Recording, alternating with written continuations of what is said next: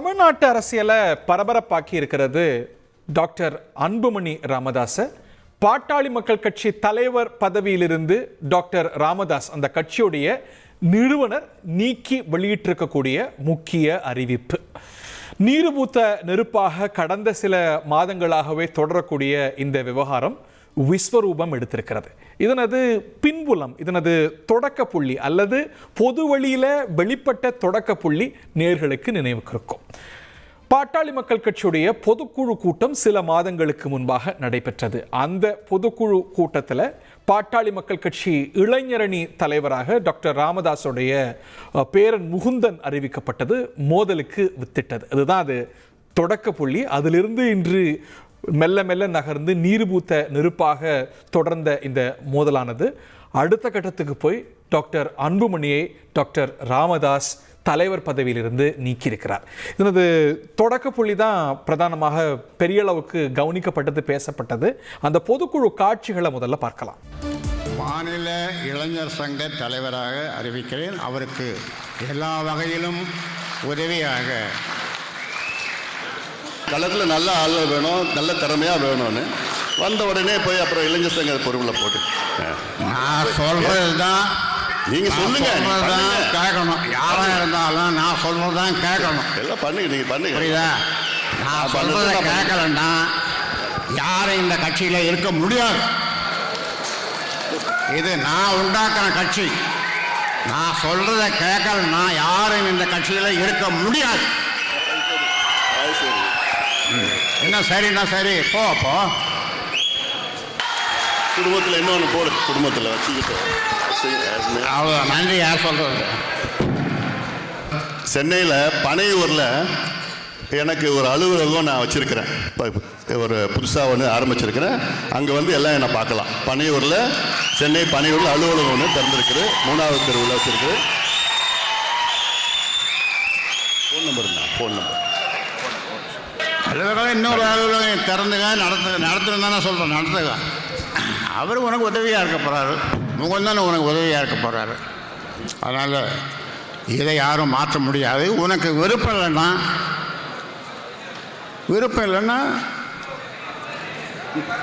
அவ்வளோதான். வேற என்ன சொல்ல முடியும்? முகுந்தன் தலைவர். நான் சொல்கிறது தான் கேட்கணும். நான் ஆரம்பித்த கட்சி. நான் என்ன சொல்கிறேனோ அதுதான் செய்யணும் எல்லாரும். அப்படி விருப்பம் இல்லாதவர்கள் விலகிக் கொள்ளுங்கள். யாராக இருந்தாலும் விருப்பம் இல்லாதவர்கள், என் பேச்சை கேட்காதவர்கள் விலகிக் கொள்ளலாம். இப்படித்தான் முதல்ல பொது வழியில வெளிப்பட்டது. இதற்கு பிறகு சமரச முயற்சிகள்லாம் நடந்தன. இருவரும் பார்த்து கொண்டார்கள், பேசிக்கொண்டார்கள். முகுந்தன் நியமனம் தொடரும் அப்படின்னு டாக்டர் ராமதாஸ் அறிவித்தார். ஆனால் அவர் செயல்பட்டதாக நமக்கு தெரியல. பொது நிகழ்ச்சிகளில் கூட, குடும்ப நிகழ்ச்சிகளில் கூட 2 பேரும் கலந்து கொண்ட புகைப்படங்கள், காட்சிகள்லாம் வந்தன. ஆனால் இன்று டாக்டர் ராமதாஸ் அறிவிப்பை வெளியிட்டார். டாக்டர் அன்புமணி ராமதாஸ் தலைவர் பதவியிலிருந்து நீக்கப்படுகிறார் அப்படின்னு. அந்த டிராமாட்டிக் டெவலப்மெண்ட்டை, அந்த அறிவிப்பு காட்சிகளை பார்க்கலாம். தலைவர் பொறுப்பையும் நானே எடுத்துக் கொள்ளுகிறேன்.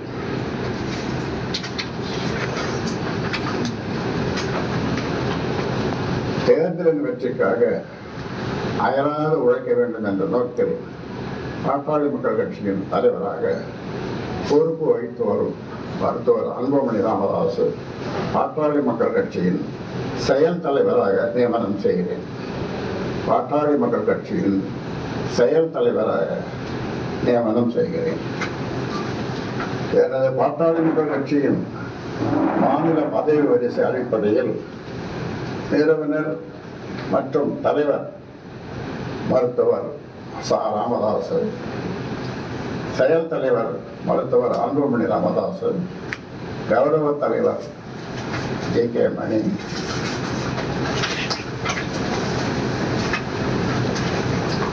பொதுச் செயலாளர் வடிவேலவனும், பொருளாளர் தலைவர், மாநில துணைத் தலைவர் இதற்கு என்ன எதிர்வினை வந்திருக்கு அப்படின்னு பார்க்கும்போது இப்போ அறிவித்தாரே திலகபாமா கட்சியுடைய பொருளாளர், அவர் இந்த நீக்கத்துக்கு எதிராக எதிர்வினையாற்றிருக்கிறார், அதை ஏற்கலை அப்படின்னு.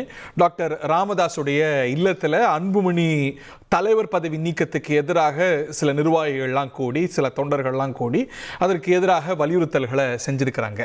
டாக்டர் அன்புமணி பனையூரில் ஒரு அட்ரஸ் இருக்குது, அங்கே நான் செயல்படுறேன் அப்படின்னு அறிவித்தாரே, அந்த இடம் எப்படி இப்போ காட்சியளிக்குது? நமது செய்தியாளர் ரமேஷ் இணைகிறார். இப்போது நமக்கு கிடைக்கக்கூடிய தகவல், இந்த 2 இல்லங்களும், டாக்டர் ராமதாஸுடைய இல்லமும் டாக்டர் அன்புமணியுடைய பனையூர் அலுவலகமும் நிசப்தமாக காட்சியளிக்குது அப்படின்னு. Is that so? நீங்கள் என்ன பிக் பண்ணுறீங்க அங்கிருந்து? களத்தில் தகவல் என்ன அப்படின்னா, ஈசிஆர் சாலையில் இருக்கக்கூடிய அக்கரை, அந்த அக்கரை பகுதியில் தான் அன்புமணி ராமதாஸுடைய இல்லம் இருக்குது. பனையூரில் கட்சி அலுவலகம் இருக்குது. இந்த 2 இடங்கள்லையுமே நிர்வாகிகள் யாருமே வரல. இந்த இடம் வெறிச்சோடி காணப்படுது அப்படின்னு தான் சொல்லணும். நம்ம பார்க்கக்கூடிய இந்த இடம் தான் அன்புமணி ராமதாஸுடைய இல்லம். இந்த இல்லத்தில் தான் அன்புமணி ராமதாஸ் இருக்காரு. ஆனால் நிர்வாகிகள் தொண்டர்கள் யாருமே வீட்டுக்கு வர வேண்டாம் அப்படின்னு அன்புமணி ராமதாஸ் தரப்பில் சொல்லப்பட்டதா ஒரு தகவல் கூறப்படுகிறது. எனவே நிர்வாகிகள் யாரும் காலையில் இருந்து இல்லம் முன்பு வரல அப்படிங்கிறது தான் களத்தில் நம்ம பார்க்கக்கூடிய ஒரு தகவலாக இருக்கு. குறிப்பாக பாமக தலைவர் பதவியில் இருந்து அன்புமணி ராமதாஸ் மாற்றப்பட்ட நிலையில் அன்புமணி ராமதாஸ் உடைய நிலைப்பாடு என்ன, அவர் என்ன சொல்ல போகிறார் அப்படிங்கிற ஒரு எதிர்பார்ப்பு அரசியல் வட்டாரத்தில் எழுந்திருக்கக்கூடிய சூழல்ல இப்போ வரைக்கும் அன்புமணி ராமதாஸ் தன்னுடைய கருத்து என்ன அப்படிங்கிறத வெளிப்படுத்தலை. அன்புமணி ராமதாஸ் தரப்புல அவருடைய உதவியாளரை தொடர்பு கொண்டு கேட்டபோதும் கூட இப்போதைக்கு எந்த ஒரு பதிலும் இல்லை. நாளைக்கும் இல்லை நாளை மறுநாளோ மற்ற அன்புமணி ராமதாஸ் தரப்புல இருந்து ஒரு பதிலை எதிர்பார்க்கலாம் அப்படிங்கிற ஒரு தகவலை மட்டும் சொல்லியிருக்கிறாங்க. ஒரு பக்கம் அன்புமணி ராமதாஸ் பாமக தலைவர் பதவியில் இருந்து மாற்றப்பட்டதற்கு கட்சிக்குள்ளேயே எதிர்ப்பு கிளம்பியிருக்கு. பாமக பொருளாளர் திலகபாமா ராமதாஸுடைய முடிவு தவறுன்னு சொல்லியிருக்காரு. திண்டிவனம் உள்ளிட்ட ஒரு சில இடங்களில் பாமக நிர்வாகிகள் போராட்டத்தெல்லாம் முன்னெடுக்கிறாங்க. மீண்டும் பாமக தலைவராக அன்புமணியை கொண்டு வரணும் அப்படின்லாம். இந்த சூழலில் பனையூரில் இருக்கக்கூடிய கட்சி அலுவலகத்திலையும் அன்புமணி ராமதாஸ் இல்லம் முன்பும் நிர்வாகிகள் யாருமே வரல அப்படிங்கிறது தான் களத்தில் பார்க்கக்கூடிய ஒரு தகவலாக இருக்கு. நாளைக்கு அன்புமணி ராமதாஸ் ஒரு செய்தியாளர் சந்திப்பின் மூலமோ அல்லது அறிக்கை மூலமோ தன்னுடைய நிலைப்பாடு என்ன அப்படிங்கிறத சொல்லுவார் அப்படிங்கிற ஒரு எதிர்பார்ப்பும் நமக்கு இங்கே களத்தில் கிடைக்கக்கூடிய ஒரு தகவலாக இருக்கு. ரைட். இந்த நிலையில் நம்முடைய இதை டீகோட் பண்ணுறதுக்கு இன்னும் விரிவாக இதை அலசத்துக்கு மூத்த பத்திரிகையாளர்கள் இணைகிறார்கள்.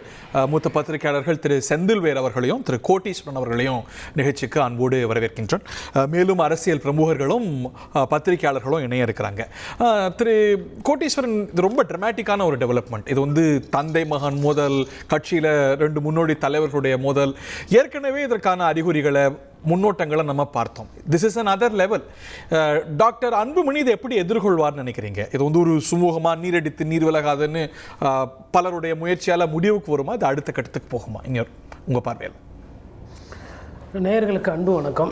முதற்கண் பார்த்திங்கன்னா இது வந்து ஒரு பிரச்சனை தான். யாருக்கு பெரிய பிரச்சனைனா ஐயா அன்புமணி ராமதாஸ் அவர்களுக்கு தான் பெரிய பிரச்சனை இது. காரணம் என்னென்னு பார்த்திங்கன்னா, ஒரு கட்சி வந்து தலைமை அப்படின்னு பார்த்திங்கன்னா ஐயா ராமதாஸ் அவர்கள் தான். அப்போது ராமதாஸ் ஐயா என்ன நினைக்கிறாரு, இது என் கட்சி, இங்கே நான் எடுக்கிறது தான் முடிவு, என் சொல் பேச்சு கேட்குறவங்க இருக்கலாம், மற்றவங்க வெளியில் போகலாம் அப்படின்னு அவர் முன்னாடி சொல்லியிருந்தார். அப்போ அதையும் இன்றைக்கி நடந்த நிகழ்வையும் வைத்து பார்க்கும் பொழுது மருத்துவர் ராமதாஸ் வந்து அவர் கட்சியினுடைய தலைவர் சொன்னதை எதையும் வந்து செய்யலை. அது நமக்கு ஃபஸ்ட்டு தெரியுது. இரண்டாவது வந்து முகுந்தன் அவர்களுக்கு கொடுக்கப்பட்ட அந்த பதவியை அவர் ஏற்றுக்கலை. ஏன் ஏற்றுக்கலை அப்படின்னா, அவர் அந்த பதவி ஏற்றுக்குன்னா கட்சியினுடைய தலைவரான ராமதாஸ் அவர்களோட கோவத்தை சம்பாதிக்க நேரிடும். உட்கட்சியில் பிரச்சனை இருக்குது, குடும்பத்துக்குள்ளே பிரச்சனைகள் இருக்குது, அது ஒரு சைடு. பதவியை ஏற்றுக்கிட்டால் இதனால் வேறு சில பிரச்சனைகள் வரும்னு சொல்லிட்டு அன்றைக்கி அந்த பதவியை அவர் ஏற்றுக்கலை. அப்போது அன்றைக்கி என்ன ஸ்டேட்டஸ்கோ இருந்ததோ அந்த பிரச்சனை இன்றைக்கி வரணும் அது உள்ளே சரியாகலைன்றது இன்றைக்கி எடுத்துக்காட்டு. இப்போ இது நடுவில் போய் மறுநாள் அவர் சந்தித்தார், பூங்கொத்து கொடுத்தாரு, தலைவரை வந்து கட்சி தலைவர் பார்த்தார் அப்படின்றதெல்லாம் வந்து நம்ம ஊடகத்துக்கு கொடுக்கப்பட்ட செய்திகள். அதாவது இந்த பிரச்சனையை பெருசாக்கி விடாதீங்க, இது எங்கள் கட்சி பிரச்சனையை நாங்கள் பேசி தீர்த்துக்கிட்டோம், தலைவர் ஒன்று சொன்னார், அதுக்கு அடுத்த கட்ட இளம் தலைவர் அதை கேட்டுக்கொண்டார், பிரச்சனை இல்லைன்னு சொல்லிட்டு அன்னைக்கு அந்த நெருப்பை வந்து அணைச்சாங்க. ஆனால் அது அந்த புகஞ்சிக்கிட்டு தான் இருக்குது, அது முடியல. இந்த பிரச்சனை யாருக்குன்னா ஐயா மருத்துவர் ராமதாஸ் அவர்களை பொறுத்தவரை அவர் உச்சத்துக்கு வந்துட்டார். கட்சியை தொடங்கினார், அந்த கட்சியை ஒரு பிரதான கட்சியை எடுத்துகிட்டு வந்தார். அந்த கட்சியை வைத்து 5-8% வாக்கு வங்கி மத்தியில் கூட்டணி, மாநிலத்தில் கூட்டணி, அதன் மூலமா அமைச்சர், அதெல்லாம் பார்த்துட்டு அவர் வந்து லைஃப்பில் வந்து அரசியல் ரீதியாகவும் சரி குடும்ப ரீதியாகவும் சரி ஒரு எல்லையை வந்து அடைந்து விட்டார். ஆனால் ஐயா அன்புமணி ராமதாஸ்க்கு அப்படி கிடையாது. அவருக்கு இன்னும் வந்து பொலிட்டிக்கல் ஃபியூச்சர் இருக்குது. அப்படி இருக்கும் பொழுது ஐயா அன்புமணி ராமதாஸ் அவசரப்படுகிறாரோ அப்படின்ற எண்ணோட்டம் எனக்கு இருக்குது. அப்பா மகன் அப்படின்ற அந்த பிரச்சனையை தாண்டி இன்னும் ஒரு வருஷத்தில் தேர்தல் வருதுங்க. ஒரு வருஷத்தில் தேர்தல் வரும்போது நான் அங்கே களத்தில் இருக்கிற நிருபர்களை வந்து நான் வந்து உண்மையிலே பாராட்டணும். என்னென்னா பேசிக் ஃபேக்ட், 2 பேர் வீடுலேயும் காலி.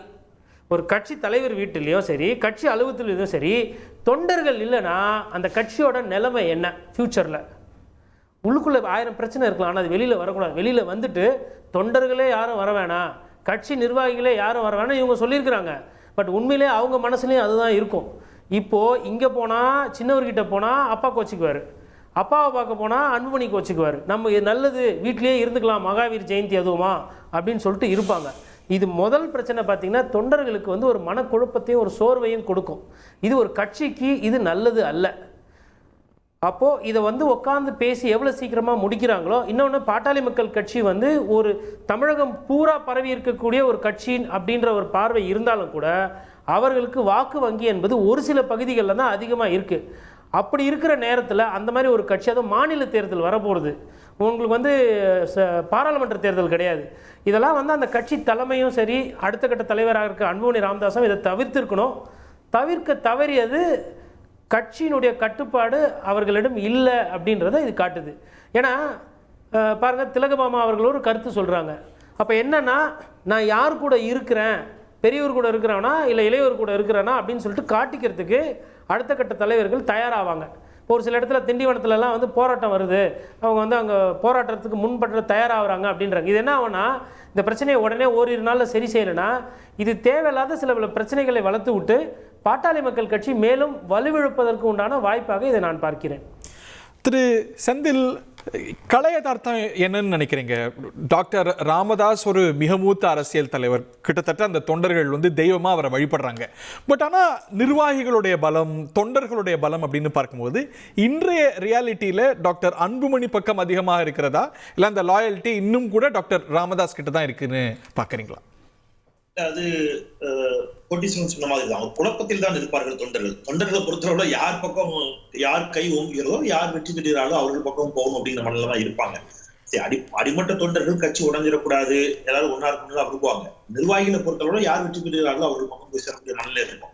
இதை நான் இப்படி எடுத்துக்கிறேன், யார் பக்கம் இருக்கிறார்கள் அப்படின்னு ரொம்ப எக்ஸாக்டா சொல்லணும் அப்படின்னா, சீனியர் லீடர் கொஞ்சம் மூத்தவர்கள் அவங்க வந்து யார் பக்கம் இருப்பாங்க அப்படின்னா டாக்டர் ராமதாஸ் பக்கம் இருப்பாங்க.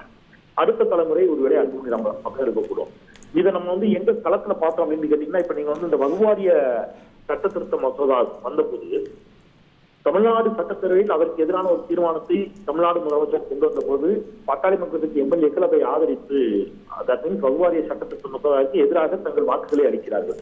அதுல கட்சியினுடைய மூத்த தலைவர் ஜி கே மணி அவர்கள் உள்ளிட்டவர்கள் அதை வாக்களிக்கிற போது அது வந்து டாக்டர் ராமதாஸுடைய நிலைப்பாடாகத்தான் நாம் எடுத்துக்கொள்ள வேண்டியிருக்கிறது. ஆனால் நாடாளுமன்றத்தில் அன்புமணி ராமதாஸ் வகுவாரிய சட்ட திருத்த மசோதாவை எதிர்த்து வாக்களிக்காமல், ஆதரித்து வாக்களிக்காமல் அவர் நடுநிலை காக்கிறார். அது மறைமுக ஆதரவு தான் பாஜக. அப்ப அன்புமணி ராமதாஸ் அவருடைய நிலைப்பாடு அப்படிங்கிறது வேறாகவும், ராமதாஸ் நிலைப்பாடு வேறாகவும் இருக்கிறது. ராமதாஸ் நிலைப்பாட்டை தான் எம்எல்ஏக்கள். அதுல முக்கியமான முரண்பாடு பிஜேபி எப்படி அணுகுவது அப்படிங்கிறதுல என்ன புரிஞ்சுக்கிறதா டாக்டர்? மிக முக்கியமான நிலைப்பாடு தான். இப்ப இந்த மொத்த பிரச்சனைக்கு காரணமே பாஜக தாங்க. ஏன் அப்படின்னா, நான் திருப்பி சொல்றேன், நீங்க டாக்டர் ராமதாஸ் அவர்கள் இன்னைக்கு தேசிய ஜனநாயக கூட்டணியில் இருக்கக்கூடிய வலிமையான வாக்கு சதவீதத்தை வைக்கக்கூடிய ஒரு கட்சி அப்படின்னா பாட்டாளி மக்கள் கட்சி மட்டும்தான். தேசிய ஜனநாயக கூட்டணியில் பெருசாக வேற எந்த கட்சியும் இல்லை.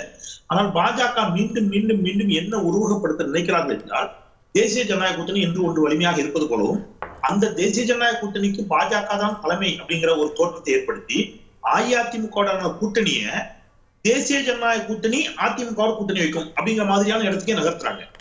அப்ப அதுல வந்து மேஜர் ரோல், அப்பர் ஹேண்ட் வந்து பாஜக எடுப்பதை டாக்டர் ராமதாஸ் போன்றவர்கள் விரும்பவே மாட்டாங்க. அஇஅதிமுக அணியில 2வது பெரிய கட்சியாக ஒரு மேஜர் பார்ட்னராக பாமக தான் இருக்கணும் அப்படிங்கிறத நினைப்பாங்க. ஆப்வியஸ்லி அவங்க தான் அதிக வாக்கு சதவீதம் வைக்கக்கூடிய கட்சி. அப்படி இருக்கின்ற பொழுது பாஜகவினுடைய இந்த அணுகுமுறை, தேசிய ஜனநாயக கூட்டணியோடு அதிமுக கூட்டணி அப்படிங்கிற மாதிரி பாமகவை காட்டி இவங்க தங்களை வளர்த்துக் கொள்ளக்கூடிய ஒரு வாய்ப்பை ராமதாஸ் வந்து எப்படி என்கரேஜ் பண்ணுவார்? அதை அன்புமணி பண்றாரு, அதை ராமதாஸ் விரும்பல. சோ அவர் என்ன இல்ல இப்ப இந்த நினைக்கிறாருன்னா, மோதல் மூலமா இந்த வலிமை அப்படிங்கிறது ரெண்டு பக்கத்துக்கிட்டுமே பலவீனமாகும்ல. பாஜகவும் சரி, அதிமுகவும் சரி, வேற வாய்ப்புள்ள மற்ற கட்சிகளும் சரி, இந்த குழப்பத்தை எப்படி பார்ப்பாங்க, யார் கூட டீல் பண்ணுவாங்கன்னு இருக்கு. அந்த கட்சியை மேலும் பலவீனப்படுத்தாதா? It is not in the party's interest இல்ல.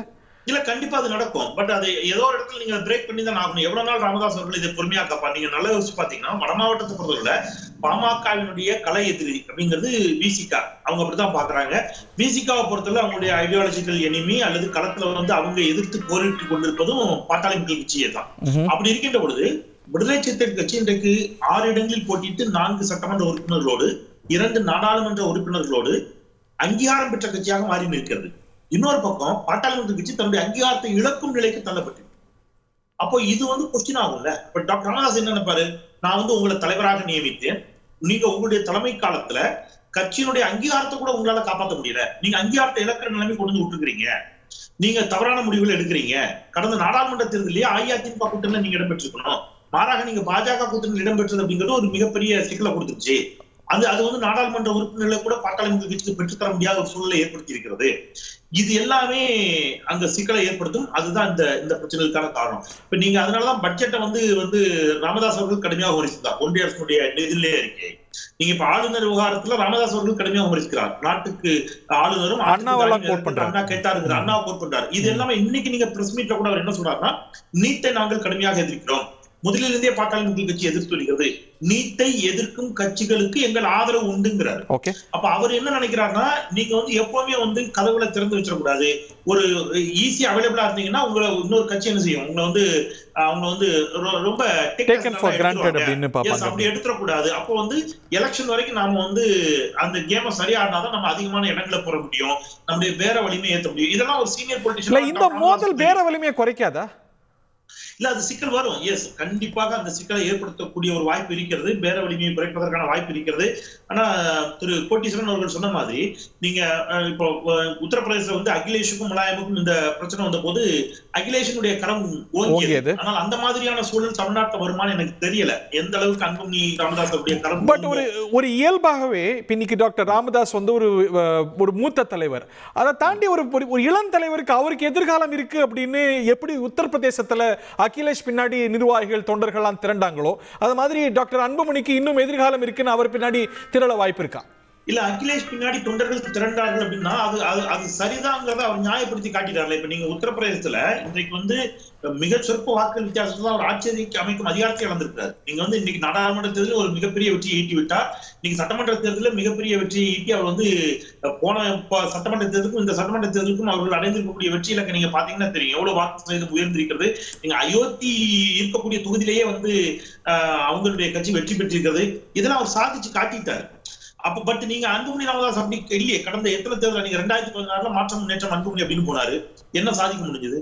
அதன் பிறகு நடந்த நாடாளுமன்ற மக்களவைத் தேர்தலில் வெற்றி பெற முடிஞ்சது. 2019 வெற்றி பெற்றீங்களா? 2021 அஇஅதிமுக கூட்டணியோடு போகணுங்கிறதுல உறுதியா இருந்து ராமதாஸ் அவர்கள் கொண்டு போய் சேர்த்ததுனால உங்களுக்கு கொஞ்சம் எம்எல்ஏக்களாவது கிடைத்தாங்க, இல்லைன்னா அதுவும் இருக்காது. 2024 நாடாளுமன்ற தேர்தலில் நீங்க திருப்பி சட்டமன்ற தேர்தலில் அதிமுக கூட்டணி, நாடாளுமன்ற தேர்தலில் பாஜக கூட்டணியில வந்ததுனால அதுவும் போச்சு. இப்ப நீங்க திருப்பி ராஜ்யசபா எம்பியா கூட ஆக முடியாது அன்புமணி ராமதாஸால. நீங்க எந்த பாஜக உங்களை வட மாநிலத்திலிருந்து ராஜ்யசபா எம்பி ஆகுமா? சோ இந்த சிக்கல் இருக்குல்ல. நீங்க கூட்டணி கட்சிக்கு அமைச்சர் பதவியில் கூட அமைச்சராக கூட நீங்க அன்புமணி ராமதாஸுக்கு இடம் கொடுக்காத ஒரு பாஜகவை அன்புமணி ராமதாஸையே இவ்வளவு தூரம் நம்பணும், அவங்களோட ஏன் இவ்வளவு தூரம் டிராவல் பண்ணணுங்கிற கேள்வி ராமதாஸ் அவர்களுக்கு இருக்கிறது. இதுதான் கட்சியுடைய பிரச்சனை. Doctor RK. ராதாகிருஷ்ணன் நம்மோடு இணைகிறார். முனைவர் ராதாகிருஷ்ணன் கேட்கலாம். இது பார்க்க நிறைய பேர் ரொம்ப எளிமையா அது ஒரு முக்கியமான டிஃபரன்ஸா பிஜேபி எப்படி அணுகிறது, பிஜேபி சார்பா பிஜேபி எதிர்ப்பா அப்படிங்கிறது தான் தந்தைக்கும் மகனுக்குமான வித்தியாசம் அப்படிங்கிற ஒரு பார்வை ரொம்ப பரவலா இருக்கு. பட் அதை தாண்டின டீப் லேயர்ஸ் இருக்கும். சில லேயர்ஸ் குடும்பத்துக்கு மட்டுமே தெரிந்த லேயர்ஸாக இருக்கலாம். ஸோ இப்போ நம்ம பார்க்கும்போது கூட இந்த பிரச்சனை வெளிப்படும் பொழுது அந்த குடும்பத்திலேயே திரு முகுந்தனை நியமிக்கிறது தான் டாக்டர் அன்புமணி எதிர்க்கிறார். ஸோ இப்போ கூட்டணி எப்படி அணுகுவது, அதிமுகவா பாஜகவா இல்லை வேற கட்சியா, இதுல வேர்ல்ட் வியூஸ் வித்தியாசத்தை தாண்டி இன்னும் ஆழமான லேயர்ஸ் இந்த பிரச்சனையில் இருக்குன்னு புரிஞ்சுக்கிறதா? நிச்சயமாக லேயர்ஸ் இருக்கத்தான் செய்யும். ஆனா முக்கியமான ஒரு பிரச்சனை இருக்குது இல்லையா, அதாவது அரசியல்ல நீடிக்க வேண்டிய ஒரு கட்சி, அந்த அரசியல்ல நீடிக்க வேண்டிய ஒரு கட்சி என்னென்ன செய்ய வேண்டும், இதுதான் ஒரு I think crux of the இஷ்யூவை நான் பாக்குறேன். அதுல வந்து பிஜேபி கூட இருக்க வேண்டுமா இல்லையான்றது கேள்வி கிடையாது. இப்ப அந்த முடிவை எடுக்கணுமா வேண்டாமான்றதுதான் கேள்வி. அதாவது as of now இப்போ யாருக்கு இது வந்து மிக முக்கியமா இருக்குன்னு பாத்தீங்கன்னா அன்புமணி ராமதாஸ்க்கு முக்கியமா இருக்குது. ஏனென்றால் ஜூலைல அவருடைய பதவிக்காலம் முடிகிறது ராஜ்யசபால 24/7/2025 வந்து முடியுது. அப்ப அதனால நாளைக்கு அவர் அமித்ஷாவை சந்திச்சு வச்சு கையெழுத்து போட்டு போறாரோ இதுதான் ஒரு பயமா இருக்கிறது. இது ஏதோ ராமதாஸ் ஐயாவுக்கு தகவல். Very interesting. டைமிங் ரொம்ப முக்கியம். இன்னைக்கு அமித்ஷா இங்க வரும்பொழுது பல முக்கிய சந்திப்புகளை சந்திக்கிறார் அப்படிங்கறத பார்க்கும்பொழுது இந்த இது நடக்குது. ஸோ அதையும் இன்டர்ரிலேட்டடா பாக்குறீங்களா? அதுதான் I think that is the main crux of the matter நினைக்கிறேன். அதாவது இப்போ வந்து கமிட் பண்ண வேண்டிய அவசியம் இல்லை. அது பிஜேபியோட போறோமோ அதிமுக போறோமோ இல்ல ரெண்டு இணைந்த ஒரு என்டிட்டியோட போறோமோ இல்ல திமுக போய் நின்னால் அங்க ஏதாச்சும் அலையன்ஸ்க்கு வாய்ப்பு இருக்கா, இதெல்லாம் இப்போ வந்து முடிவு பண்ண வேண்டிய விஷயங்களே கிடையாது. திமுக அலையன்ஸ் இன்னைக்கு இன்டாக்டா இருக்கு, நாளைக்கு இன்டாக்டா இருக்குமான்னு சொல்ல முடியாது. விஜய் என்ன மாதிரியான தாக்கத்தை கொண்டு வருவார் நமக்கு இப்ப தெரியாது. அவர் ஃபீல்டுக்கு வந்தப்பறம் தான் தெரியும். ஃபீல்டுக்கு வரவே மாட்டேங்கிறார், தயங்கி கொண்டே இருக்கார். அப்ப அப்படின்னு ஒரு சூழ்நிலை இந்த டிசிஷன் எடுக்க வேண்டிய அவசியம் இல்லை. நீங்க குறிப்பிட்டது உண்மைதான். ஃபேமிலிக்குள்ள பல கும்பரணைகள் இருக்கிறது. சௌமியாவை கொண்டு வந்ததே வந்து நம்முடைய டாக்டர் ஐயாவுக்கு he was not for it.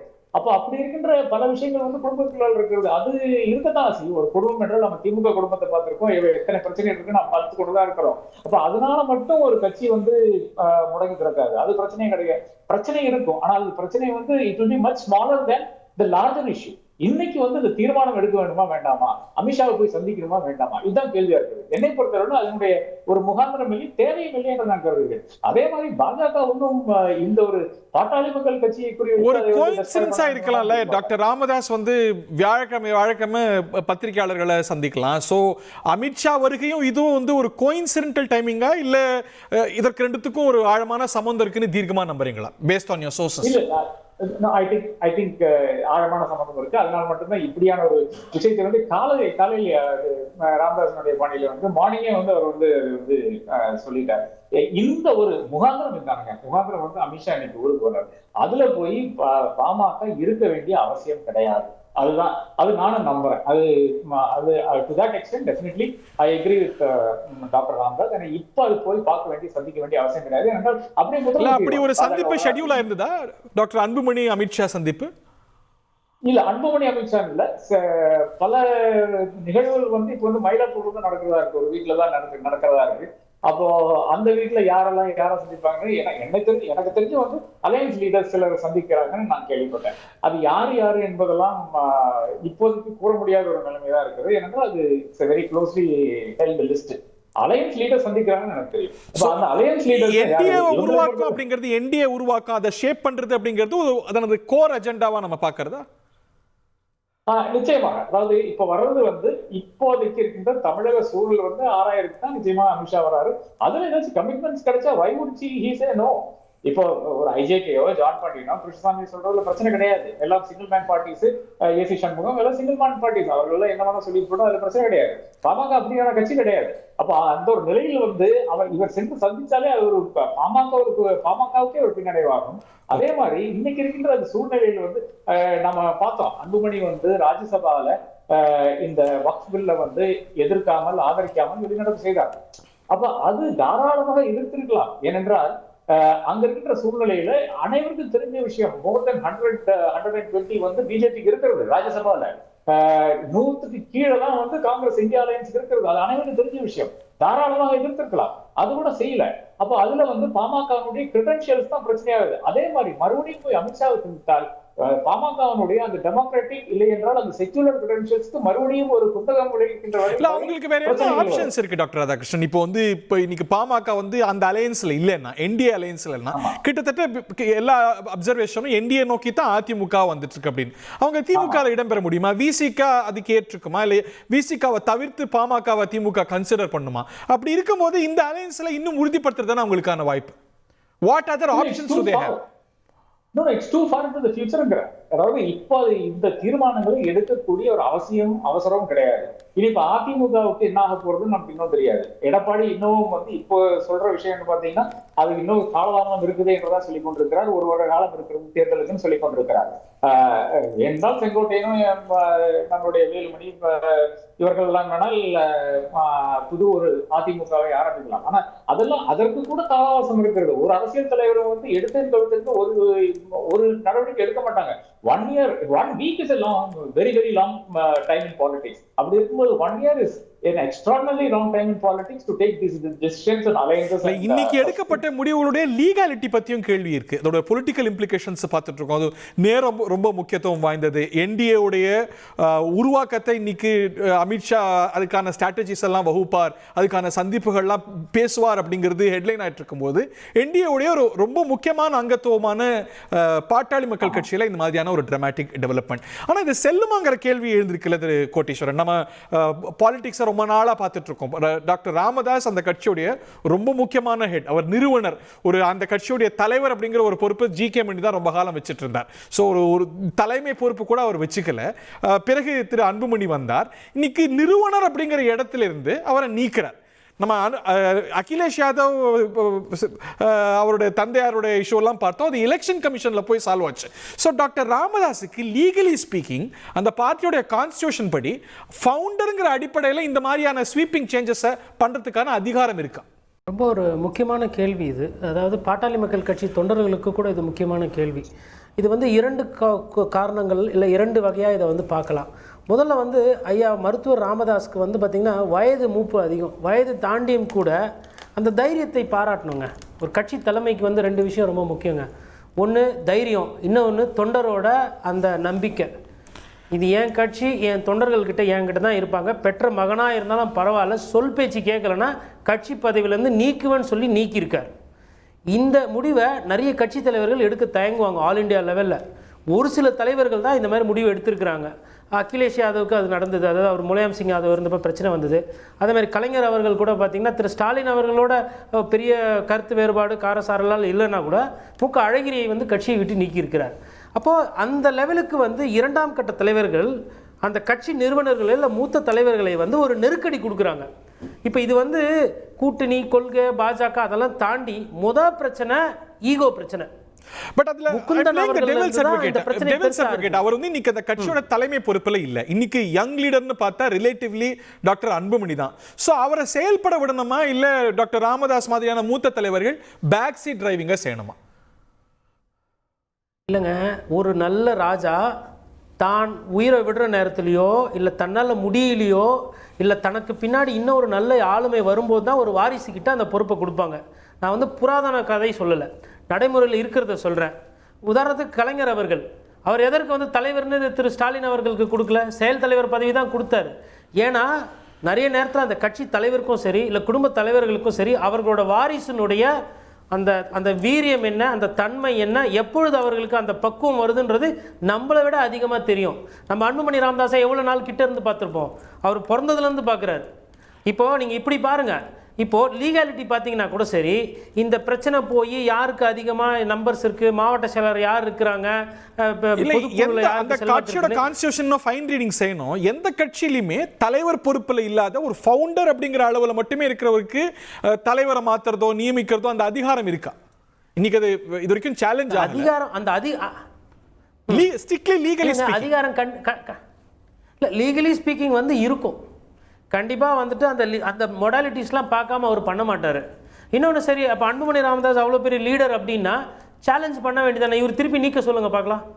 பண்ண முடியாதுங்க. ஒன்றுங்க, அவர் ஒரிஜினல் ஓனர், அந்த கட்சி அவர் தான் தெளிவாக சொன்னார் போன வாட்டி, இது ஏன் கட்சி சரிங்க, உருவாக்குனது அவர். அதை கஷ்டப்பட்டு அதுக்கு ஒரு கொள்கையை கொடுத்து அதுக்கு ஒரு கோட்பாடை கொடுத்து அதுக்கு நிறைய தொண்டர்கள் வந்து கஷ்டப்பட்டு உருவாக்குனவர். நீங்கள் உருவாக்குனவர்கிட்ட போயிட்டு ஏறி வந்த ஏணியை வந்து நீங்கள் பலவீனப்படுத்துறதுன்றது அரசியலில் அது யாரும் ஏற்றுக்க மாட்டாங்க. குறிப்பாக வந்து அதுவும் நீங்கள் வந்து ரத்த சொந்தம், நீங்கள் வந்து அன்புமணி ராமதாஸ் ஐயா, ராமதாஸ்ன்ற அந்த வார்த்தை பின்னாடி இல்லைன்னா அவரை பத்தி இன்னைக்கு ஒரு விவாதம் நம்ம ரிவர்ஸ்ல கூட பார்த்திருக்கோம்ல. நம்ம வந்து டிடிபி கேஸ்ல பார்த்திருக்கோம். என்டிஆர் ஒரு நிலைப்பாடு எடுக்கும்போது மற்ற இளம் தலைவர்கள் அடுத்த லெவல்ல இருக்கிறவங்க வந்து இல்ல இது சரியில்லை அப்படிங்கிற ஒரு நிலைப்பாடு எடுக்கிறாங்கல்ல. சோ மேபி சீனியர் தான் ரைட் நம்ம எப்படி சொல்ல முடியும்? இல்லை சீனியர் தான் ரைட்டுன்னு நீங்கள் சொல்ல முடியாது. நீங்கள் கரெக்டான கேள்வி கேட்டிருக்கீங்க. நான் என்ன கேட்குறேன்னா, பாட்டாளி மக்கள் கட்சி இன்னைக்கு அந்த நிலைமையில் இருக்கா? இருக்கிறது 5லேருந்து ஒரு 6% வாக்குகள், இல்லை 7% வாக்குகள். இதில் 2026 5 முனை போட்டி வரப்போகுதுன்னு சொல்கிறாங்க. பாஜக தனியாக போதா, அதிமுகவோட போதா, திமுக கூட்டணி ஒன்று, அதுக்கப்புறம் விஜய் இருக்காரு, நாம் தமிழர் இருக்கார். இதில் இந்த பிரச்சனையில் இப்போ அப்பா பெரியவரா சின்னவர் பெரியவர் தான் பிரச்சனையா உங்களுக்கு? இல்லை அதிகமாக ஓட்டு வாங்கி வாக்காளர்கள்கிட்ட பாட்டாளி மக்கள் கட்சி இன்னும் அடுத்த லெவல் கொண்டு போகிறது உங்கள் நோக்கமாக இருக்கணுமா? ஏங்க, ஒரு கட்சியில் உயரிய பதவி அந்த கட்சியினுடைய தலைவர். அந்த பதவியை அன்புமணி ராமதாஸ் அவர்களுக்கு மருத்துவர் ராமதாஸ் கொடுத்துட்டார். அதுக்கப்புறம் செந்தில்வேல் அழகாக சொன்னார், போன ரவுண்டில் வேலிட் பாயிண்ட் ஒன்று சொன்னார், ரிப்போர்ட் கார்டு. இல்ல சார், பல விஷயங்கள்ல கூட்டணி விஷயத்துல இருந்து பல விஷயங்கள்ல இருந்து பொதுக்குழு செயற்குழு தான் டாக்டர் ராமதாஸ் சொல்லுவாரு. பட் ஆனா இந்த கேஸ்ல நான் தலைவர் பதவியில இருந்து நியமிச்சு இன்னொரு பதவியில போடுறேன் அப்படிங்கிறது இன்னைக்கு ஒரு எலெக்ஷன் கமிஷனால எல்லா கட்சிகளும் வந்து கவனிக்கப்படுது, நிர்வகிக்கப்படுது, ஓவர்சி பண்ணப்படுது. அப்படி வந்து அறிவிச்சிட முடியுமா? ஒரு பிரஸ் மீட்ல அதை மேற்கொள்ள முடியுமா? டாக்டர் ஆர்கே, நீங்க அதுக்கு கருத்து சொல்ல விரும்புறீங்களா? ஒவ்வொரு பிரஸ் மீட் யாராக இருந்தாலும் ஒரு பதவி மாற்றத்தை அறிவிச்சிட முடியுமா? இம்ப்ளிமெண்ட் பண்ண முடியுமா? இல்ல, இதுல ஈவன் அந்த டிசம்பர் 28, 2024 அந்த மீட்டிங் ஆனாலும் சரி, அதை தொடர்ந்து நடந்த அந்த சமரச மீட்டிங்ஸ் ஆனாலும் சரி, இதுல இருந்தாலும் நமக்கு தெரிகின்ற விஷயம் என்னவென்றால், இந்த பாட்டாளி மக்கள் கான்ஸ்டியூஷன்ல வந்து பிஎம்கே ஃபவுண்டர் சுப்ரீம் என்ற ஒரு கருத்து தான் நிலைவருது. அதுதான் அவர்களும் கூறியிருக்கிறார்கள். அப்போ அந்த ஃபவுண்டருக்கு வந்து இல்ல, அது ஓவிங் டு தி ஸ்டேச்சரா இல்லாட்டி லீகாலிட்டி, அதோட கான்ஸ்டிடியூஷன் படியே லீகாலிட்டி அவர்களுடைய கான்ஸ்டிடியூஷன் பிரகாரம். அதனாலதான் அவர் வந்து பிரசிடண்டா கூட நியமித்தார் என்று நான் கருதுகிறேன். தன்னுடைய மகனை அன்புமணி வந்து அந்த சீட்ல நியமிக்கிறதுக்கு காரணமே வந்து தகப்பனார் தான். தகப்பனார் எதுக்கு நியமித்தார்னு பாத்தீங்கன்னா, தனக்கு ஒரு என்னதான் இருந்தாலும் நமக்கு ஒரு கண்ட்ரோல் இருக்கும் என்ற அளவில் தான் நியமித்திருக்கிறார். திமுகல கான்ஸ்டிடியூஷன் வந்து மிக வெளிப்படையான ஒரு விஷயமா இருக்கிறது, அனைவருக்கும் தெரிஞ்ச ஒரு விஷயமா இருக்கு. அதனால வந்து தலைவர் பதவியில ஒருத்தரை உட்கார வைத்து விட்டால் அதுக்கப்புறம் வந்து ரிமூவ் பண்றது ரொம்ப கடினமான விஷயமா இருக்கிறது, நமக்கு அறிந்த விஷயம் தான். அதே மாதிரி அதிமுகவுடைய கான்ஸ்டிடியூஷன் எதிர்த்தால் நமக்கு தெரிஞ்ச விஷயமா இருக்கிறது. அதனால அதுவும் கடினமான விஷயம் தான். ஜெனரல் செக்ரட்டரி ஒருத்தர் நியமித்து விட்டால் அது பிறகு வந்து ரிமூவ் பண்றது கஷ்டம். எனக்கு தெரிஞ்சவரை பாமகவுடைய ஃபவுண்டர், அதாவது ஃபவுண்டர் லீடர், ஃபவுண்டர் பிரசிடென்ட் இருந்தால் இருக்கின்ற, இன்னைக்கு ஃபவுண்டரும் பிரசிடென்டும் இருக்கின்ற ராமதாஸ் வந்து டாக்டர் ஐயா அவர்கள் நிச்சயமாக அவர்களுக்கு அந்த அதிகாரம் இருக்கிறது என்றதுதான் போன முறை நான் பேசினபோது கூட இவர்கள் கூறினார்கள், அந்த பாமகவுடைய தலைவர்கள் கூறினார்கள். அதனாலதான் அந்த மாதிரி ஸ்டேஜ்ல ஒரு அனௌன்ஸ்மெண்ட் கூட பண்ண முடியுது. அதாவது தலைமைக்கான அனௌன்ஸ்மெண்ட்ஸ் இல்லை என்றால் அது யூத்ரிக்கானாலும் சரி, யூத்ரிக் இன்னைக்கு வந்து நம்மளை பொறுத்தவரை ஒரு முக்கியமான ஒரு அம்சமா இருக்கிறது, ஒரு கட்சியினுடைய முக்கியமான அம்சமா இருக்கிறது. அந்த அம்சத்துக்கு வருகின்ற அனௌன்ஸ்மெண்ட் கூட தாராளமாக. டாக்டர் அன்புமணி வந்து தலைவரானது ஒரு பொதுக்குழு கூடி தானே, அவங்க அந்த பொதுக்குழு தானே தீர்மானிச்சு, அங்க தானே அவர் தீர்மானம் ஆகிறார். சோ இன்னைக்கு ஒரு பிரஸ் மீட்ல அவரை நீக்க முடியுமா? சப்போஸ் டாக்டர் அன்புமணி இதை சேலஞ்ச் பண்றாரு, அப்கோர்ஸ் அவங்க வேற முதல்ல ரிசார்ட் வந்து சமரசமா பேசுறதுக்கான முயற்சிகள் நடக்கும். பட் இது சேலஞ்ச் பண்ண முடியுமா? அது சேலஞ்ச் ஆனா என்ன ஆகும்? இல்ல, நிச்சயமாக சேலஞ்ச் பண்ண முடியாதுதான் கருதுறேன். என்றால் அது பொதுக்குழு என்பது ஒரு அந்த ஒரு காலத்தினுடைய கட்டாயமாக தான் பார்க்கிறேன். என்றால் தன்னுடைய மகனை வந்து இவர் வந்து தலைவராக நியமிக்கிறார். அது வந்து அனைவருடைய சம்மதமும் இருக்கிறது என்று உணர்த்துவதற்காக, அது கட்சிக்கு உணர்த்துறதுக்காக கிடையாது, மக்களுக்கு உணர்த்துக்காக ஒரு நடவடிக்கையாக தான் இருந்தது. நீங்க வந்து இனிஷியல் காலங்களில் பாத்தீங்கன்னா டாக்டர் மிக தெளிவாக கூறியிருக்கிறார். அதாவது நானும் என் குடும்பத்தினரை வந்து ஒரு எலெக்டட் பதவியோ இல்லை என்றால் ஒரு அரசு பதவியிலோ இருக்க மாட்டோம் என்று கூறினார். அதை மாற்றுறது யாருன்னு பாத்தீங்கன்னா அன்புமணி வந்த பிறகுதான், அதாவது அவர் மெடிசின் முடிச்சுட்டு வந்த பிறகுதான் அந்த சிச்சுவேஷன் வந்து மாத்துறாரு. இன்னைக்கும் டாக்டர் வந்து ஒரு பதவியும் வகித்தது கிடையாது, ஒரு காலம் கூட எம்எல்ஏ இருந்தது கிடையாது, அமைச்சராக இருந்தது கிடையாது. இதெல்லாம் நமக்கு தெரிஞ்ச விஷயமாக தான் இருக்கிறது. அப்போ அப்படி இருக்கின்ற ஒரு கொள்கை கோட்பாடுகளோடு வந்த ஒரு கட்சி, அந்த கட்சிக்கு வந்து அந்த ஒரு காலத்தில் அன்புமணியை வந்து தலைவராக அறிவித்த அந்த காலத்தில் வந்து உலகத்துக்கு உணர்த்த வேண்டிய ஒரு கட்டாயம் அந்த தலைவருக்கு வருகிறது. ஏனென்றால் டாக்டர் ஐயாவுக்கு வருது. அதனால மட்டும்தான் அப்படி செய்தாரே தவிர என்னை பொறுத்தவரை அந்த கான்ஸ்டிடியூஷன் அப்படி கிடையாது. ஒரு இன்னொரு ரியாக்ஷன் வருது திரு ஆர்கே. நான் திரு செந்தில்வேலையும் போனோம். அதுக்கு முன்பாக வன்னியர் சங்கத்துடைய மாநில தலைவர் பூத்தா அருள்மொழி இதை பத்தி ரியாக்ட் பண்ணியிருக்காரு. என்ன சொல்றாருன்னு கேட்கலாம். எங்களுடைய நிரந்தரமான தலைவர் மருத்துவர் ஐயா தான். 1980 வன்னியர் சங்கம் துவக்கிய காலத்திலிருந்து நிறுவன தலைவர் என்ற பெயரோடு எங்களை வழிநடத்தியவர் மருத்துவர் ஐயா அவர்கள்தான். அவர் எப்போது யாரை வேண்டுமானாலும் மாற்றி அறிவிக்க அவருக்கு உரிமை உண்டு. நான் இப்போ வன்னியர் சங்க தலைவராக இருக்கிறேன், என்னை மாற்றி வேறு ஒருவரை போடுங்கள் என்று சொல்ல அவருக்கு உரிமை உண்டு.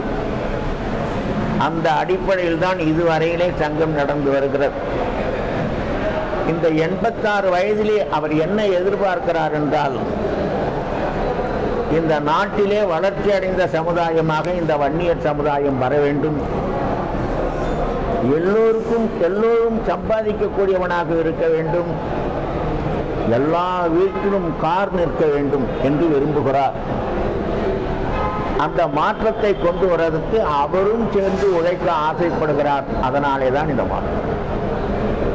இதில் ஒன்றும் சண்டை கிடையாது, கோஷ்டி கிடையாது, எதுவும் கிடையாது. வன்னியர்கள் எல்லோரும் ஒரே கோஷ்டி தான்.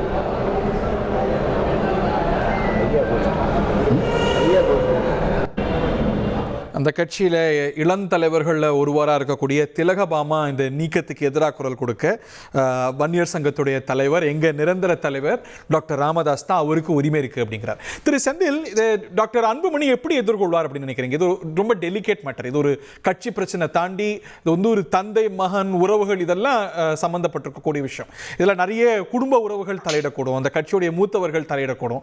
டாக்டர் அன்புமணி முன்னாடி இருக்கக்கூடிய ஆப்ஷன்ஸ் என்ன? நோயிங் ஹிம், அவர் இதை எப்படி எதிர்கொள்வார்? அந்த மேடையில் ரொம்ப ஆக்ரோஷமா எதிர்வினையாற்றினார், அதற்கு பிறகு சமரசத்துக்கு துணை போனார்.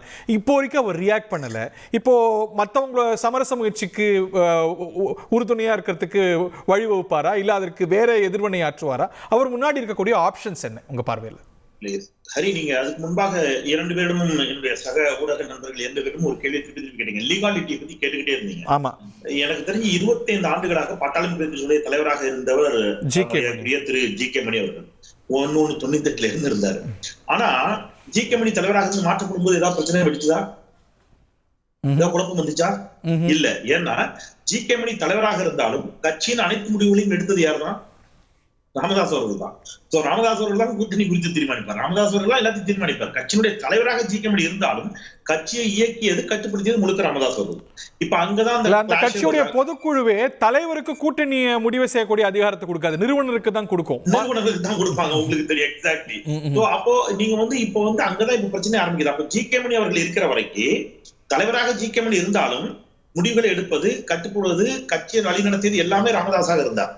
அன்புமணி ராமதாஸ் வந்த பிறகு ராமதாசினுடைய முடிவுகள் அங்கே ராமதாசினுடைய முடிவுகளுக்கு அங்கே மதிப்பளிக்கப்படவில்லை. டாக்டர் ராமதாஸ் அவருடைய முடிவுகளுக்கு முரணாக அன்புமணி ராமதாஸ் முடிவெடுக்கிறார். சரி, அப்படி முரணாக முடிவெடுத்து அது வெற்றி பாதை கிட்ட சென்றிருந்தாலும் பரவாயில்ல. அதைத்தான் என்னுடைய நண்பர் கோட்டீசன் சுட்டிக்காட்ட வந்தார். ப்ராகிரசிவ் கார்டு நீங்க வந்து என்ன செஞ்சுட்டீங்க அப்படின்னு பாத்தீங்கன்னா எல்லாமே தோல்வியில நிக்குது. அப்போ இனி சரியில்லை, நான் சொல்லி பார்த்துட்டு நீங்க கேட்கல, இப்ப நானே பொறுப்பெடுத்துக்கிறது என்று எடுக்கிறாங்க. நீங்க தமிழ்நாட்டினுடைய சீனியர் மோஸ்ட் பொலிட்டிஷியன்ல மரியாதைக்குரிய டாக்டர் ராமதாஸ் அவர்களும் ஒருவர். அவருடைய சொந்த கட்சியினுடைய சட்ட விதிகள் சிக்கலாகும் அப்படின்னு சொன்னா இதற்கு, அல்லது அது தனக்கு பேக் ஃபயர் ஆகும்னு நினைச்சிருந்தா அவர் இதை இன்னைக்கு அறிவிச்சிருக்க மாட்டார். அவர் இன்றைக்கு ஒண்ணு சொல்றாரு அப்படின்னு சொன்னாலே இதெல்லாம் தெரிந்து கொண்டுதான் சொல்லுவார். இதை தெரியாமலோ இதை பற்றி அறியாமலோ சொல்வதற்கான வாய்ப்பு நிச்சயமாக இல்லை அப்படிங்கிறது ஒன்று என்னுடைய பார்வை. இன்னொன்னு, நீங்க கேட்ட கேள்வி டாக்டர் அன்புமணி ராமதாஸ் என்ன செய்வார் அப்படின்னு. எனக்கு தெரிஞ்சு அகிலேஷ் மாதிரி அவர் வந்து முரண்பட்டு வெளியில வந்து டாக்டர் ராமதாஸுக்கு எதிராக ஒரு அணியை திரட்டி அந்த மாதிரி பண்ணுவதற்கான வாய்ப்புகள் மிக குறைவு அப்படின்னு தான் நான் வந்து யூகிக்கிறேன். ஒருவேளை அவ்வாறு அவர் செய்தாலும் அது பெரிய அளவுல அகிலேஷ் சக்சஸ் ஆன மாதிரி, நீங்க வந்து சந்திரபாபு அவர்கள் என்டிஆரோடு முரண்பட்டு சக்சஸ் ஆன மாதிரி அன்புமணி ராமதாஸ் அவர்களால நிச்சயமா சக்சஸ் ஆகிறதுக்கான வாய்ப்பு மிக மிக மிக மிக குறைவு. அது டாக்டர் அன்புமணி ராமதாஸுக்கும் தெரியும். அதனால அவர் அதை நோக்கி நகர மாட்டார் அப்படின்னு தான் நான் வந்து உறுதியா நம்புறேன். ஒருவேளை அவர் நகரத்தாலும் அது அவருக்கு செட்பேக்கா இருக்கும் ஒண்ணு. அப்படி இல்லைன்னா அவர் என்ன செய்யக்கூடும் அப்படின்னா, நான் செயல் தலைவர் பதவியும் ராஜினாமா பண்றேன், நான் வந்து கட்சியினுடைய அடிமட்ட தொண்டனாக பாட்டாளி மக்கள் கட்சியில நானும் ஒரு தொண்டனாக பணியாற்ற தயாரா இருக்கிறேன் அப்படிங்கிற ஒரு இடத்துக்கு நகரலாம். சோ எதுக்கு நான் வந்து இதை வச்சுட்டு கிட்டத்தட்ட அரசியல் துறவரம் இல்லையா? அது அரசியல் துறவரம்னு சொல்ல முடியாது. காலம் கணியும் போது நான் திருப்பி நீங்க என்னைக்குனாலும் அவருக்கு தான் அந்த போஸ்ட் இல்லையா? பாட்டாளி மக்கள் கட்சியினுடைய தலைவர் பதவிங்கிறது என்றைக்குனாலும் அந்த டாக்டர் அன்புமணி ராமதாஸ் அவர்கள் தான்.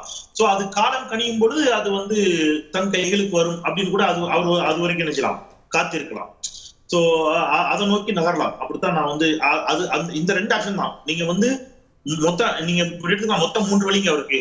ஒன்று, அவருடைய தந்தை பாட்டாளி மக்கள் கட்சியினுடைய நிறுவன தலைவர் மரியாதைக்குரிய டாக்டர் ராமதாஸ் அவர்களுடைய முடிவை ஏற்றுக்கொண்டு அவருக்கு கட்டுப்பட்டு அங்கே அவர் சொல்வதை கேட்டு இருப்பது. அது இல்லை அப்படின்னு சொன்னா நீங்க வந்து இந்த மாதிரி அடிமட்ட தொண்டனாக நான் இருக்கிறேன், நீங்க வந்து என்ன அவமானப்படுத்திட்டீங்கன்னு சொல்லி இந்த செயல் தலைவர் பதவியை நான் ஏத்துக்கணும், நீங்க கொடுத்த ஆஃபரை நான் ஏத்துக்கல அப்படின்னு சொல்றது.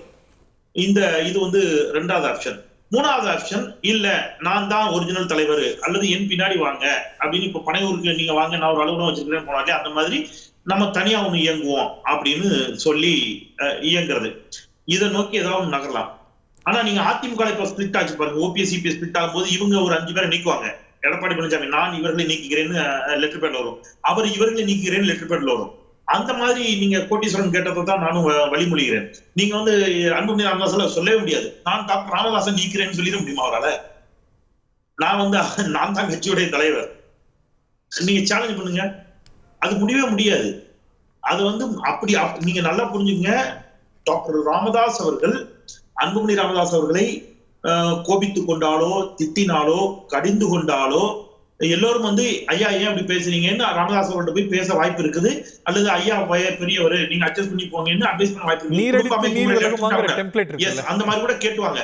ஆனா இதை ரிவர்ஸ்ல பாருங்க, ஒரே ஒரு வார்த்தை டாக்டர் அன்புமணி ராமதாஸ் அவர்கள் ராமதாஸுக்கு எதிராக பேசிவிட்டாலும் பெரும்பாலான வன்னிய சமூகத்தை சேர்ந்தவர்கள் வந்து எவ்வளவு பெரியவர், அவரை பார்த்து இப்படி பேசிட்டாரு அன்புமணி ராமதாஸ் என்று அது அன்புமணி ராமதாஸ் அவர்களுக்கு எதிராகத்தான் திரும்பும். என்ன இருந்தாலும் ஒரு பெரியவர் இப்படி பேசலாமா?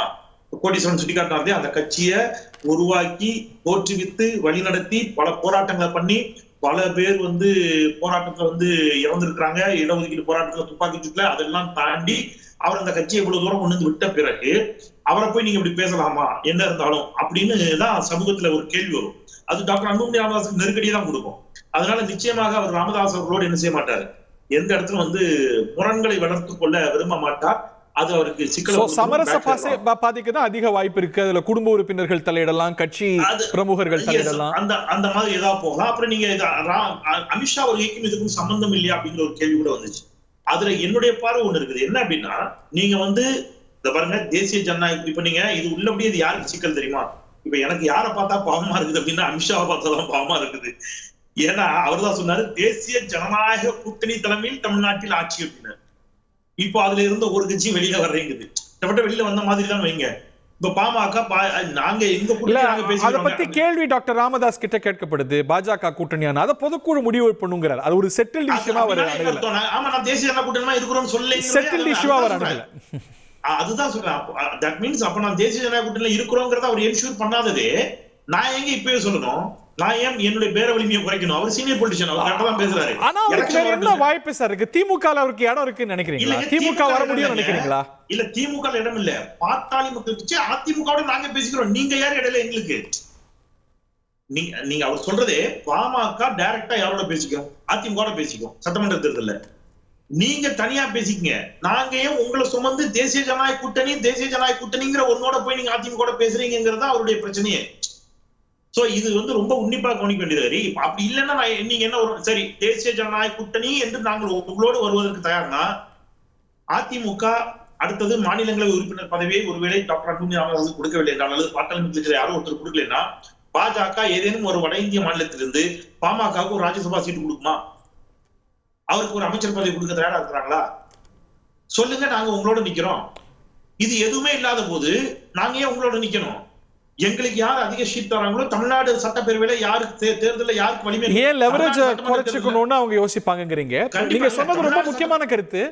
பிஜேபிக்கு ஸ்டேக்ஸ் ஆர் வெரி ஹை. அதுவும் திரு ஆர்கே சுட்டி காட்டியது போல இது டைமிங் அப்படின்னு பார்க்கும்போது அமித்ஷா இங்க என்டிஏ சம்பந்தமா வரும்போது இந்த காட்சிகள்லாம் நடக்குது. இப்ப தெரிஞ்சு வச்ச செக் தான் அவரு ராமதாஸ் அவர்கள் அமித்ஷாவுக்கும் செக் வைத்திருக்கிறதாக தான் நான் பாக்குறேன். இதை பாருங்க, என்டிஏ கூட்டணி வேறு, நாங்க சட்டமன்ற தேர்தலில் நாங்க பாத்துக்கிறோம், எங்களுக்கான ஓட்டு வங்கி என்ன இருக்குது, நாங்க எங்களை பாத்துக்கிறோம். நீங்க உங்களோட சேர்த்து எங்களை பார்க்காதீங்கன்னு சொல்றதுல இன்னொரு முக்கியமான காரணம் இருக்குது. சரி, நான் அதையும் சொல்றேன். நீங்க வந்து இன்றைக்கு விஜய் அவர்களுடைய வருகை தலித் இளைஞர்கள் ஒரு சின்ன பர்சன்டேஜ், அது என்னங்கிறது எனக்கும் தெரியல, பட் எஸ் ஆப்வியஸ்லி தலித் இளைஞர்களுடைய வாக்குல ஒரு சின்ன பர்சன்டேஜ் வந்து விஜய் நோக்கி நகரக்கூடும். கிறிஸ்டின் முஸ்லிம்ஸோட வாக்குல ஒரு சின்ன பர்சன்டேஜ் விஜய் நோக்கி நகரக்கூடும் என்ற ஒரு கருத்து இருக்கிறது. தி சேம் டைம் அந்த பக்கம் வன்னிய இளைஞர்கள் பாஜகவை நோக்கி நகரக்கூடும் அப்படிங்கிற ஒரு கருத்தும் இருக்குது. அப்ப நீங்க வந்து பவர் பாலிடிக்ஸ், நீங்க பாமக பவர் இல்லை அப்படின்னு சொல்லிட்ட பொழுது அவங்க ஒன்றியத்திலையும் பவர்ல இல்ல, மாநிலத்திலையும் பவர்ல இல்ல, நாங்க பவர்ல இருக்கிற ஏதோ ஒரு கட்சியோட அசோசியேட் ஆக வேண்டும் என்று நினைக்கக்கூடிய வன்னிய சமூகத்தை சேர்ந்த இளைஞர்கள் நீங்க பாஜகவோட அசோசியேட் ஆயிட்டாங்கன்னு வைங்க, பாஜக அந்த பகுதியில் வளர ஆரம்பிச்சிச்சுன்னு வைங்க. ஏன்னா பாஜக வந்து விசிகாவை தங்கள் பக்கம் இழுக்க நினைச்சாங்க, அது முடியவே இல்லை கடைசி வரைக்கும். சோ அப்ப விசிகாவை கடுமையாக எதிர்த்து விசிகா எதிர்ப்பின் மூலமாக வன்னியர் சமூக இளைஞர்களை தங்கள் பக்கம் கொண்டு வரலாம்னு பாஜக நினைக்கக்கூடும். அப்படி நினைக்கின்ற பொழுது அது பாமகவுக்கு சிக்கலா போயிடும். இல்ல இந்த புள்ளியில பாஜக எதிர்ப்பு அப்படிங்கிற புள்ளியில விசிகாவும் இருக்கு. ஒருவேளை நம்ம 2011 பார்த்தது போல விசிகா பாமக திமுக அலையன்ஸ்ல இருக்கலாம் அப்படிங்கிற ஒரு ஸ்லைட்டஸ்ட் பாசிபிலிட்டி இருக்கா? வாய்ப்பே கிடையாது. அதுக்கு ஒரு விழுக்காடு கூட வாய்ப்பு கிடையாது. சோ அந்த இடத்துல இருந்து தான் டாக்டர் ராமதாஸ் என்ன நினைக்கிறாங்க, நீங்க ஒரு வார்த்தையை சொன்னார், ரொம்ப கவனமா நீங்க கவனிச்சீங்கன்னா தெரியும். இளைஞர்களை 2026 தேர்தலுக்கு முன்பாக இளைஞர்களை அடுத்த தலைமுறைக்கு பாட்டாளி மக்கள் கட்சியை கொண்டு போய் சேர்ப்பதற்காக நான் அந்த பொறுப்படுத்துகிறேங்கிறார். அப்படின்னா அவர் என்ன நினைக்கிறாரு, இளைஞர்கள் தங்கள் கட்சியிலிருந்து விலகுகிறார்கள், அவர்கள் விஜய் பக்கமோ அல்லது பாஜக பக்கமோ போயிட்டாங்கன்னா சிக்கல், அது வேண்டாம், அதை நான் திருப்பி தக்க வைக்கணும். அப்ப அதை யார வைக்கிறது, அதுக்கு தான் ஒரு முகுந்தனை கொண்டு வராரு, முகுந்தனோட இவர் முரண்படுகிறார். அப்போ சோ இந்த பிரச்சனை தான் அங்க திருப்பி வருது. பாஜக தங்களை கொஞ்சம் கொஞ்சமாக கரைத்து அந்த வட மாவட்டங்களில் பாஜக வளர்த்து விடுமோ என்ற அச்சமும் doctor Ramadoss. Stakes are high for BJP. Thiru Kotteeswaran, இப்ப பாஜக இது எப்படி அணுகும்? பல கட்சிகள் இதை உன்னிப்பா கவனிச்சுட்டு இருக்கோம், அதிமுக தலைமை கவனிச்சுட்டு இருக்கோம், பிஜேபியில நிச்சயமா உன்னிப்பா கவனிப்பாங்க. ஏன்னா ஏற்கனவே பாமகவை அவங்க அலையன்ஸ்ல அவங்க கவுண்ட் பண்ணி வச்சிருக்காங்க அப்படின்னு பார்க்கும்போது இந்த மாதிரியான டிராமாட்டிக் டெவலப்மெண்ட்ஸ். பிஜேபி இதை எப்படி அணுகும்? அன்புமணியை எம்போல்டன் பண்ணுமா, இல்ல இது எப்படி அவங்க முன்னாடி இருக்கக்கூடிய ஆப்ஷன்ஸ் என்ன? பாருங்க, இந்த ஊடகம் ஆரம்பிச்சதுலேருந்து திரு மூத்த பத்திரிகையாளர் ஆர்கேவும் சரி, திரு செந்தில்வேல் சாரும் சரி, இந்த டிபேட்டை ரொம்ப ஜாலியாக என்ஜாய் பண்ணி பார்க்குறாங்க. என்னென்னா இன்னைக்கு ஸ்கிரிப்டில் வந்து அன்புமணி ராமதாஸ் பிரச்சனையும் இது இல்லவே இல்லை. தமிழகத்துக்கு சர்வ வல்லமை படைத்த ஐயா அமித்ஷா வராரு.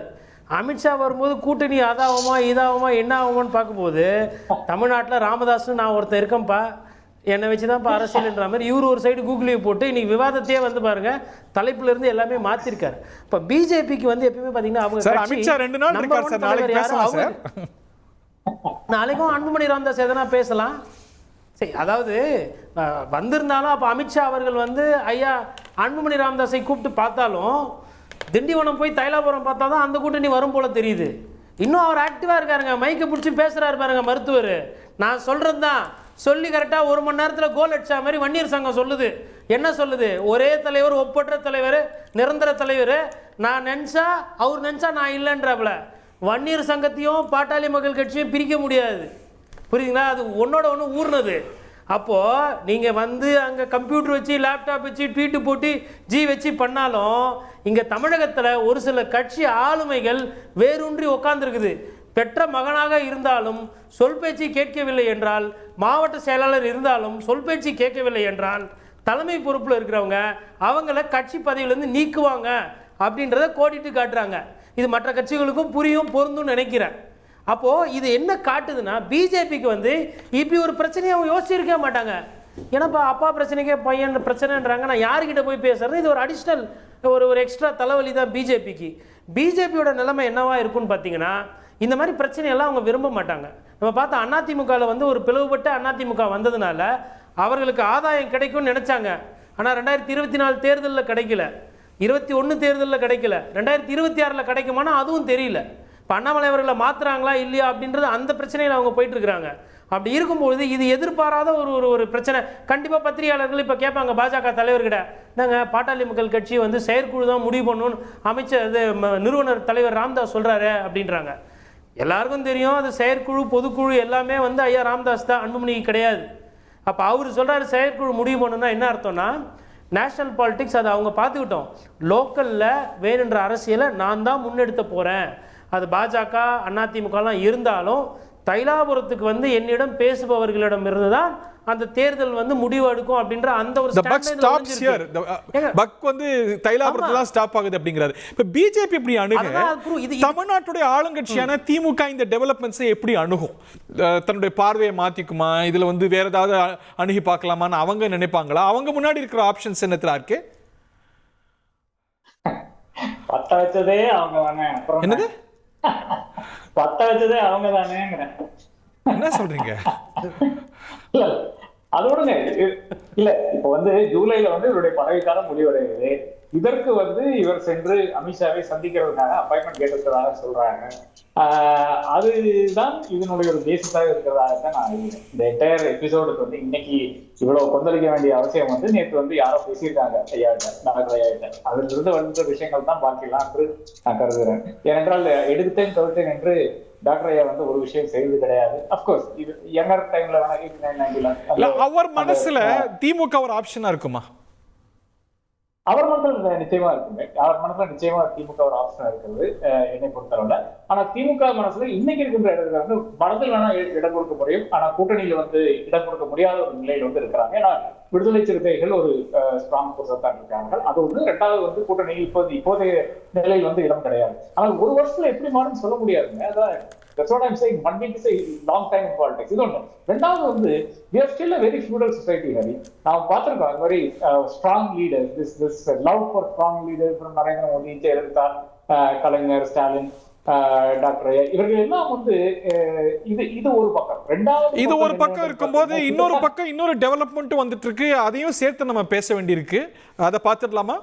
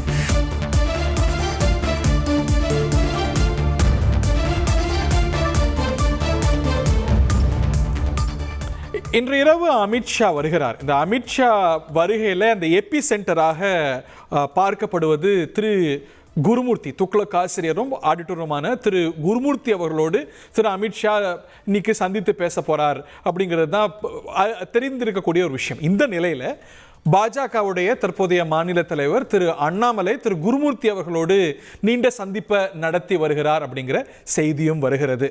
இந்த மாநில தலைவர் போட்டிக்கான அந்த பட்டியலில் நான் இல்லை, அந்த போட்டியிலேயே நான் இல்லை அப்படின்னு திரு அண்ணாமலை அறிவித்திருக்கக்கூடிய நிலையில் இந்த சந்திப்பு முக்கியத்துவம் பெறுகிறது. இந்த சந்திப்பு சற்று நேரத்துக்கு முன்பாக நிறைவடைந்திருப்பதாகவும் நாம் அறிகின்றோம். திரு கோட்டீஸ்வரன் ஒயின், திரு அண்ணாமலை வந்து அந்த மாநில தலைவர் போட்டியில் இல்லை அப்படின்னு சொல்கிறார். எனி டைம் அந்த புதிய மாநில தலைவர் யார் அப்படிங்கிற அறிவிப்பு வரலாம், இன்னைக்கா நாளைக்கா, it's only matter of days. அப்படி இருக்கும்போது இந்த சந்திப்பை எப்படி பார்க்க? அமித்ஷா இன்னும் சற்று நேரத்தில் தமிழகம் வர்றார். திரு கோட்டீஸ்வரன், திரு நண்பர் செந்தில் சார் வந்து ஒரு விஷயம் சொன்னார். ரிப்போர்ட் கார்டு எல்லாருக்குமே பிரச்சனை இங்கே ரிப்போர்ட் கார்டாக தாங்க இருக்குது, ப்ரோக்ரஸ் கார்டு.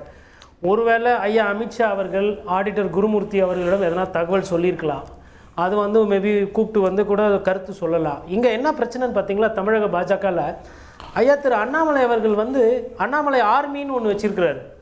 அந்த ஆர்மி என்ன பண்ணுதுன்னா, பிஜேபியை விட இவர் வளர்ந்துட்டார், பிஜேபியை விட இவர் பெரிய தலைவர், அதாவது இவர் இந்த பதவி போச்சுனால மோடிக்கு அடுத்து வந்து பிரதமராக வந்து அண்ணாமலை ஆக போகிறாரு அப்படின்ற அளவுக்குலாம் பண்ணிட்டு இருக்கிறாங்க. அப்போ இதெல்லாம் வைக்கும்போது பார்த்தீங்கன்னா திருப்பி ஐயா எங்கே போய் நின்றுருக்காருன்னா ஆடிட்டர் குருமூர்த்தி ஐயாவை போய் பார்க்க நின்றுட்டுருக்கிறாரு. இப்போ இது வந்து ஒரு மக்கள் மத்தியில் வளர்ந்தக்கூடிய இல்லை ஒரு ஆளுமையாக இருக்கக்கூடிய தலைவர்கள் வந்து பார்த்திங்கன்னா இந்த மாதிரி போக மாட்டாங்க. கடைசியாக நயினார் நாகேந்திரன் அவர்கள் போய் குருமூர்த்தியை பார்த்தாரா இல்லை பேசினாரா, அதெல்லாம் ஒரு செய்தியாச்சானா ஆகலை. ஆனால் திரு ஐயா அண்ணாமலை எது பண்ணாலும் செய்தி ஆகுது. அப்போ என்னென்னா அண்ணாமலை அவர்கள் வந்து ஒரு செய்தியாகிறதுக்கு உண்டான வேலைகள் பண்ணுறாரு தவிர்த்து மற்றபடி கட்சி வளர்ந்துருக்கா அப்படின்னு பார்த்தீங்கன்னா கிடையாது. அநேகமாக கண்டிப்பாக இன்னைக்கு நைட் அமித்ஷா அவர்கள் கேட்பார், இப்போ 2024 எவ்வளோ ஓட்டு வந்தது, 2026 ஜெயிக்கிற மாதிரி இருக்கா, 2021 ஒன்றும் பெருசாக வராமல் போச்சு, 40 சீட்டில் எதுவுமே இல்லாமல் போகுது என்னதான் அப்படின்லாம் கேட்கலாம், அதை கூட சொல்லியிருக்கலாம். ஆனால் கூட்டி கழிச்சு பார்க்கும்போது இந்த இளம் தலைவர்கள் நிறைய பேர் பர்ஃபார்மன்ஸே பண்ணாமல் வாக்கு வங்கியை கட்சிக்கு சேர்க்காம சீட்டு ஜெயிக்காமல் இருக்கிறாங்க. அது ஐயா அன்புமணிக்கும் பொருந்தும், ஐயா திரு அண்ணாமலைக்கும் பொருந்தும். இப்போ எல்லாருக்குமே இது ரிப்போர்ட் கார்டு நேரம்.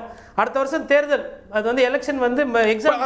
இன்னொரு கோணம் பார்த்தா அண்ணாமலை வந்து இந்த காலத்துல எவ்வளவு வைப்ரண்டா அந்த கட்சி இருக்கு, அந்த வைப்ரன்சி அதுக்கு முன்னாடி நம்ம பார்த்துருக்கோமா? இல்லை, கரெக்ட். அது நீங்கள் ரொம்ப துல்லியமான எடுத்து வந்திருக்கீங்க. உங்களோட நோக்கம் என்ன? வாக்கு வாங்கி ஜெயிக்கிறதா இல்ல ஊடகத்துல டெய்லி செய்தியில் இருக்கிறதா? சார் 18% வாங்கியிருக்காங்கல்ல சார், அதுல லைன் ஷேர் பிஜேபிக்கு இல்ல சார் 24ல. சரி, ஓகே, கரெக்ட். அப்போ ஐயா ஓபிஎஸ் அவர்கள் வந்து பிஜேபிக்கு பிரச்சாரம் பண்ணாரு, ராமநாதபுரத்தில் பலாப்பழத்தில் ஓட்டு வாங்கினாரு, அப்புறம் ஏசி சண்முகம் ஓட்டு வாங்கினாரு, அதுக்கப்புறம் வந்து மற்ற கட்சி தலைவர்கள் கிருஷ்ணசாமி போன்றவர்கள்லாம் இருந்தாங்களே, அப்போ அவங்க ஓட்டெல்லாம் நான் எதில் போய் சேர்க்கறது? எல்லாமே அந்த 18% அண்ணாமலைக்கு தான் வந்ததா இல்லை பிஜேபிக்கு தான் வந்ததா? சரி, நீங்கள் வந்து தனியாக வந்து இந்த உள்ளாட்சி தேர்தலில் நின்னீங்களே, அப்போ ஏன் 18% வரல?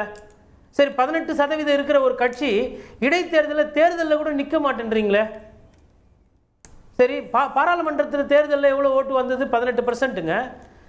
இடைத்தேர்தல் அதிமுக நின்னுச்சா? விஜய் நின்னாரா? யார் நின்னா? அதிமுக இல்லை, அவங்களும் பண்ணது தப்பு தான். எல்லாருக்கும் இருந்த அதே பயம் பாஜகவுக்கும் இருக்குன்றதா நான் சொல்றேன். புரியுதுங்களா? தைரியம் இல்லை, களத்தில் நிற்கல, மக்களை தானே சந்திக்க சொல்றாங்க தேர்தலில். அவங்க காசு கொடுக்குறாங்க, அவங்க தப்பாக நடந்துக்கிறாங்க. நீங்களாம் ரொம்ப புனிதர்கள் கட்சியா? நீங்களாம் செலவு பண்ணி பண்ணுறதே கிடையாது. உங்கள் கட்சியில் எல்லாருமே ரொம்ப நேர்மையாக பாருங்க. இன்னைக்கு மக்கள் பார்வையில் எப்படி தெரியுமா பார்க்குறாங்க தேர்தலையும் கட்சியையும்? நீங்கள் எல்லாமே எங்களோட பணத்தில் மேலே குறி வைத்து தான் நீங்கள் அரசியல் பண்ணுறீங்க. எங்களுக்கு நீங்கள் என்ன செய்வீங்கன்றதான் மக்களோட பார்வையாக இருக்கு. நான் பேசுறது நிதர்சனமான உண்மை. மக்களால் வரியோ கரண்ட் பில்லோ எதுவுமே கட்ட முடியல. அப்படி இருக்கும்போது அண்ணாமலை கிட்ட என்ன கொள்கை, விஜய் கிட்ட என்ன கொள்கை, அமித்ஷா கொள்கை என்ன, எடப்பாடியார் கொள்கை என்ன, ஸ்டாலின் என்ன கருத்து சொல்றாருலாம் இல்லை. எனக்கு என்ன கிடைக்கும், என்னோட பாதுகாப்பு என்ன, என்னோட பாக்கெட்ல இருக்கிற பணத்தை அரசு கஜானா ஆகுதுன்னு சொல்லிட்டு நீங்க எவ்வளவு எடுப்பீங்க? சொன்ன சொல் காப்பாத்தி இதுதான் பார்க்குறாங்க. மற்றபடி இந்த அமித்ஷா ஐயாவோட வருகை வந்து பார்த்தீங்கன்னா ஒரு 2 நாள் பேசு பொருள் இருக்கும். பாஜக தலைமை மாறுன்ற மாதிரி வருது செய்தி. அது என்னன்றத பாஜகவை பொறுத்த வரைக்கும் nothing is over until it's over அப்படிங்கிற ஒரு நிலையம் இருக்கு. But last minute twist and turns இருக்கா, இல்ல மாற்றம் உறுதியா, இதெல்லாம் வரக்கூடிய மணி நேரங்கள்லயும் நாட்கள்லயும் தெரியும். எப்படி பார்த்தாலும் விருந்தர்கள் சொன்னது போல it is a very very newsy day. ஒரு பக்கம் அன்புமணி ராமதாஸ் விவகாரம், இன்னொரு பக்கம் இந்த சந்திப்பு, இன்று இரவு அமித்ஷா வருகிறார், அதுக்கப்புறம் எவ்வளவு பிரேக்கிங் நியூஸோ தொடர்ந்து இணைந்திருப்போம். விருந்தர்கள் மூவருக்கும் நன்றி.